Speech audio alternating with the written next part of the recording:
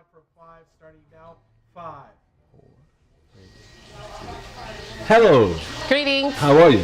Fantastic. My sister. I tell you, you are a mother to your child. Yes. And everybody else's child. Yes. Now, why do you accept the responsibility of caring for so many children when you got your own child to deal with? Where did you get this kind of outlook or spirit or attitude to be the mother? Your name is Africa. You could be Mother Africa. Yes. To everybody. Where did you get your mothering spirit from? Where does that come from? I think it comes from my mother. Okay. Where it comes from her mother. Okay. I've worked with children my whole life. Like I said, it starts with my mother. She had 5 children. Okay. And she had a family daycare. Okay. So ever since I was a little girl, I've always been around children. So children have always been a part of the experience of your life. Yes. Right. Learning how to work with them. I'm a child at heart, so I carry the child spirit as well. Okay. But I really do think that it's, as a child, we don't always like what our parents say and do. So I think at an early age, I thought that, you know what, I'm going to listen to children when I grow up. Okay. A lot of times, 5 children, it's not easy for children to get a word in age-wise. Yes. Right. So. Right. I really do believe that, with having the experience of being around my sisters and brothers and being around extra children and then learning about my grandmother. My grandmother had 3 own and adopted 6 more. And she started a nursery daycare at her church. And so she always embraced children. And so even though I was never raised with my grandmother, her spirit is right here with us, helping me raise the children. So this is a part of your tradition, your heritage. Yes. Now you're a mother. Yes. To a young man, a wonderful young man, Asar, right? How old is he now? Asar is 6 years old now. 6 years old. Can you share with us any maybe some challenges you've had as a mother, raising your son? What's going on in your life? Where did you come from in terms of, becoming a mother, coming into motherhood, and raising this young man? Basically what I see, a lot of times it seems that you're raising this young man by yourself. Yes. What's your experience like as a single mother?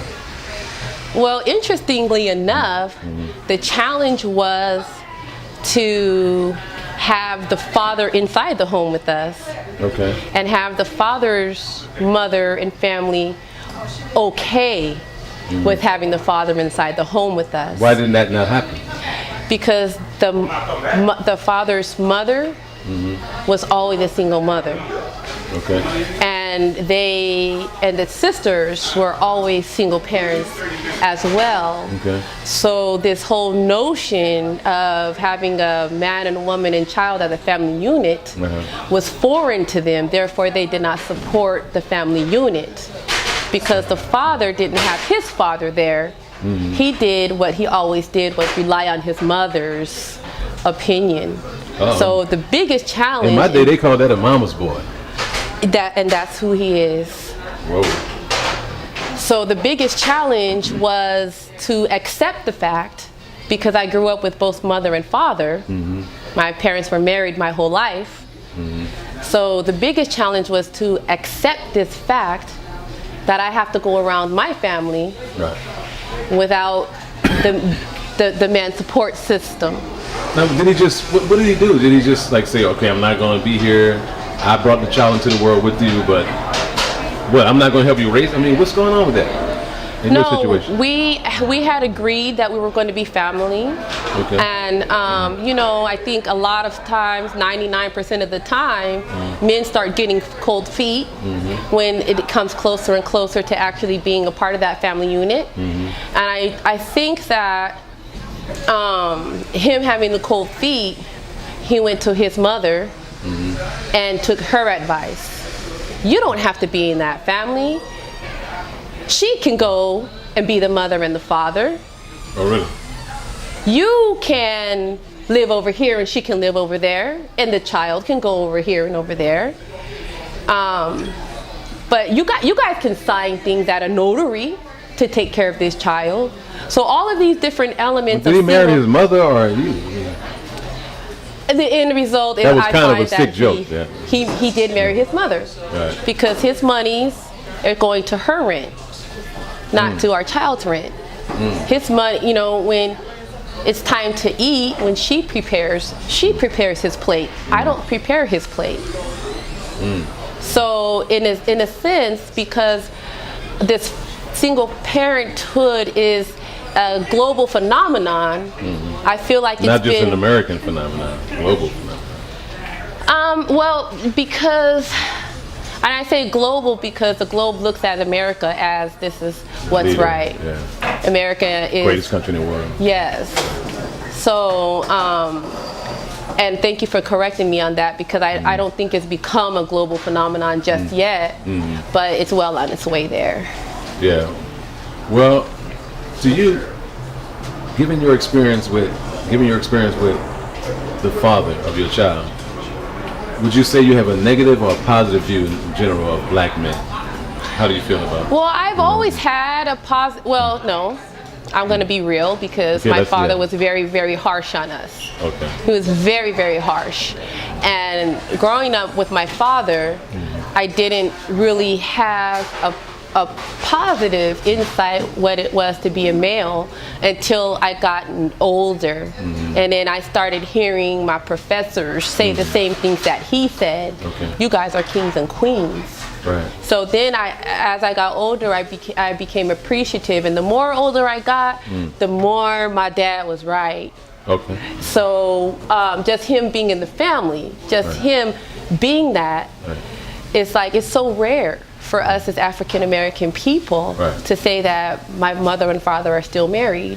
Right. So my best friend in college, we bonded over that. Oh, really? Your parents are still married too? Well, mine are still married too. You know? Like, that's rare. Yeah, it's not the norm. It's so rare. And so when it was time for me to give birth to my child, after this discussions in the family unit and the marriage and counseling families and everything that we went through before the child came, a lot of the single parenting thing began to compile itself upon my child and myself. So, you know, like I said, this whole single parenting, it's destructive, but it's so new to me. The child support system, the child custody system, women having to rely on women to raise their children. I don't think it's a healthy way to raise a boy. But we have to rely on each other. You know, the system, the United States system is taking men out of the home left and right, to where us living in Ma'afa, are now our own families are taking the men out of the system left and right. For those who may not understand that terminology, Ma'afa, what does that mean? Ma'afa is the terrible tragedy. We have what's called Ma'at, and we have Ma'afa. So living in Ma'at, we're living under the 42 oracles, so we govern our own selves. In the Ma'afa, our governance was taken away from us. And so when we talk about the Holocaust, the African Holocaust, which people don't necessarily recognize our struggles as a Holocaust, but when we talk about the taking out of the village and taking the people off of the land and coming to a different land and forcing them by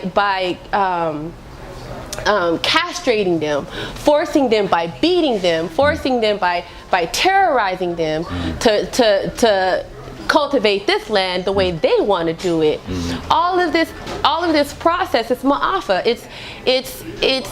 And we're in an unknown land with an unknown language, with unknown people that are telling us how they're going to govern our lives. So you see a relationship between the historical experiences of African people, African Americans, and their personal relationships, their interaction with each other on the level of being a good father and being a good mother, being married and all that. That is affected by what happened hundreds of years ago during the period of the Ma'afa. Absolutely, because when we were brought here, they didn't say, okay, you guys are here now, stick with your families and work this land for us. That's not what they did. Raise your children, be successful, take over the world. Yes, we didn't get that message. We got the message of the auction block. We got the message, you know, we got Now y'all are not kings and queens. Y'all gonna bear your whole entire bodies all greased up, and the father's gonna go over here, the woman's gonna go over here, and the child is gonna go over there, and it never did stop. Given all of that that you have said, your final statement right now, right? You have people out here watching, young women who maybe have no faith, not only in relationships, but they may have no faith in themselves as young women, right? Yes. What do you leave them with that's positive, that could uplift them, that could inspire them, that could pick them up and motivate them? What do you leave them with? What do you have to say? Women, we are queens. We're not bisexual. We're not man-haters. We're not ratchet, right? A ratchet is a tool that's used for mechanics and machinery. We are queens. We are dominant. We are powerful.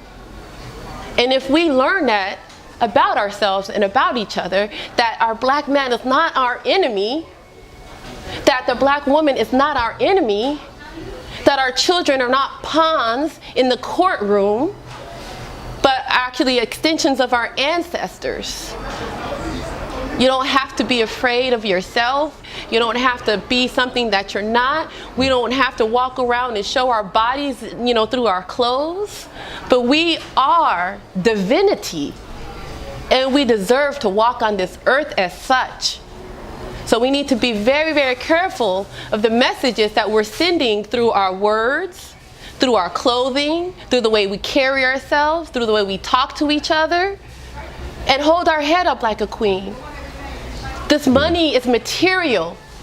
We are already wealthy without the American dollar. We're wealthy with each other and our own selves. So when you see another black woman, congratulate her, because she's gone through the same pain that you have. Because that's what they're looking for in us.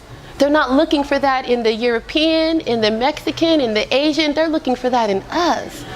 So make sure that when you speak to the black man, you speak to him as a king that he is. Because they need to hear that and feel that vibration from us.